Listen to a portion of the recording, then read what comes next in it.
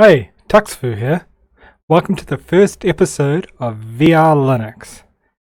Here I will review VR games and applications that you can run on Linux.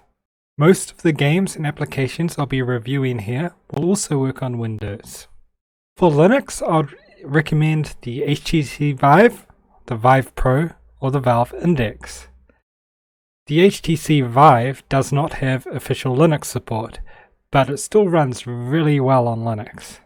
The Valve Index, on the other hand, has official Linux support and also runs really well on Linux. While there are a lot of other VR headsets on the market, you're probably not going to have a great experience if you try any of those on Linux.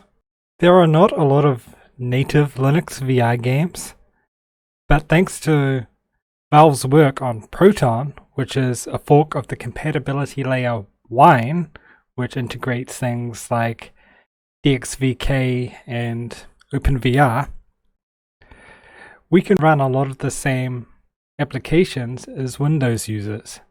So make sure to enable Steam Play for all games in Steam settings. A useful site to check if your game will run via Proton is ProtonDB. So, with that out of the way, now to the review. See you in VR.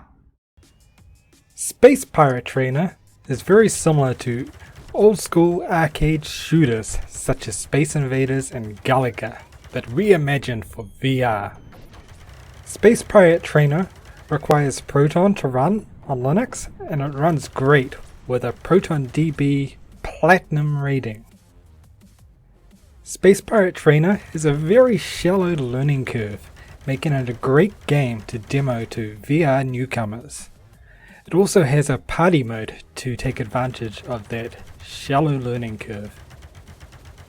While dual-wielding blasters shoot down waves of droids, each wave more challenging than the last. The blasters have various modes such as single fire, automatic, shotgun, a ray gun, a charged cannon type attack, and a grenade which will be detonated on the second click. Quickly changing weapon modes in the middle of a tense combat can take a bit of practice. The game also features bullet time, so that you can dodge bullets like in the Matrix. This is triggered when the bullets get close to you, and there's a helpful audio cue so that you know that there's a bullet about to hit you.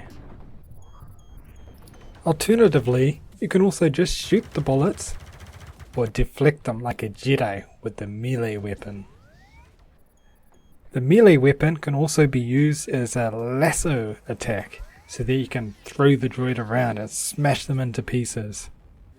The melee weapon can also be used to activate the gun turret, which has a limited charge.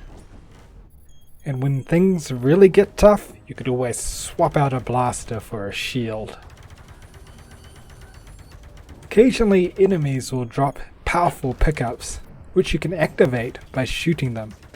Pickups include missiles, a droid ship that will assist you, shields and gravity wells, and a couple more.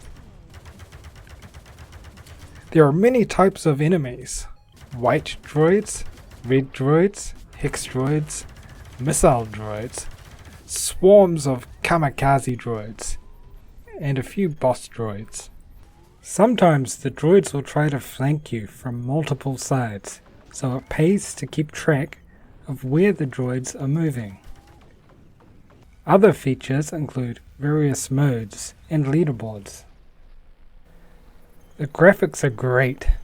The audio and music are well produced and fit the aesthetics of the game quite nicely. Space Pirate Trainer is overall a fun game and a VR classic. Thanks for watching VR Linux. I'll leave you with some more gameplay.